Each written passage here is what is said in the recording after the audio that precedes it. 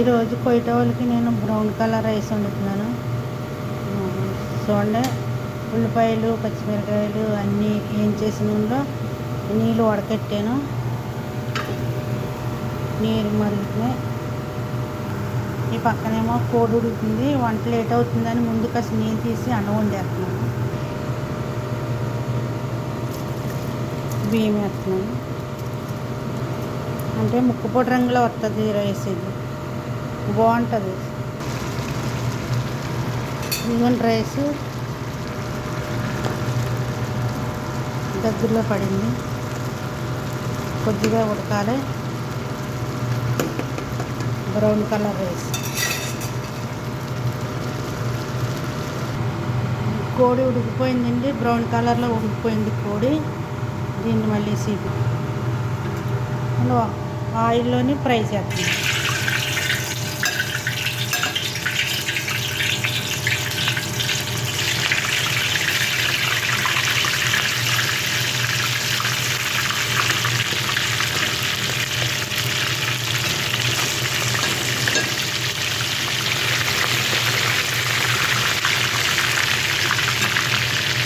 ఎక్కువగా అక్కర్లేదు.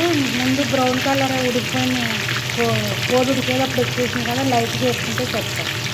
ఫ్రై లైట్గా ఇంకొన్ని కోడిని ఫ్రై చేస్తాను. ఇప్పుడు అన్నం ఆట బాక్స్లో వేస్తాను. చీపి అన్నం కూడా రెడీ అయిపోయింది. ఇంకొన్ని బ్రౌన్ కలర్ రైస్ రెడీ అయిపోయింది. ఇంకెలా ఇది మాట అండి బ్రౌన్ కలర్ రైస్. అంటే ఆ కలర్ ఎలాగొస్తుంది అంటే అండి, ఉల్లిపాయలు బాగా నల్లగా ఏగిపోవాలి. నిమ్మకాయ, మసాలాలు, చెక్క మొగ్గ, లాలిక్కాయ, మొగ్గ అన్నీ కూడా మాడిపోవాలి. మాడిపోయాక అప్పుడు మనం కోడిని వేసినప్పటికీ ఆ కలర్ వచ్చేస్తుంది అన్నమాట. కడిగిన కోడిని వేసినప్పటికి ఆ కడిగిన కోడి వేసాక కొంచెంసేపటికి అల్లం వెల్లుల్లి పేస్ట్ ఇవన్నీ వేసి మరగనిచ్చి, ముందు అల్లం వెల్లుల్లి పేస్ట్ వేస్తే కొద్దిగా సేదిస్తుంది. మరి అదంతా కలరే దిగాక అప్పుడు అల్లం వెల్లుల్లి పేస్ట్ వేసుకోవాలి. వేసుకున్నాక ఇది బ్రౌన్ కలర్ రైస్ మాట అండి. మీకు నచ్చితే కనుక ఇలా వండుకోండి. లైక్ చేయండి, షేర్ చేయండి, సబ్స్క్రైబ్ చేస్తే మాత్రం మర్చిపోవద్దండి. సరే అండి, ఉంటానండి. మీ అందరికీ బాయ్ బాయ్ అండి. నా యూట్యూబ్ చూసే వాళ్ళందరికీ బాయ్ బాయ్ అండి. నేను చేసే వంటలు చూసిండి ఎలా ఉన్నాయి ఏంటో మీరు కామెంట్ పెట్టినా నేను చదువుకోలేదు. మీరు ఎట్టిన కామెంట్లు చూసి మీరు చేసిన లైక్లు సబ్స్క్రైబ్ చూసి నేను సంతోషిస్తాను. అది నేను మా పిల్ల చెప్తుంది ఇలాగ వచ్చినాయి అమ్మ అని. నా దగ్గర పనిచేసే శ్రావణి ఉందండి, శ్రావణి చెప్తుంది. సరే అండి, మీ అందరికీ బాయ్ బాయ్ అండి. ఇప్పుడు ఈ డిసెంబర్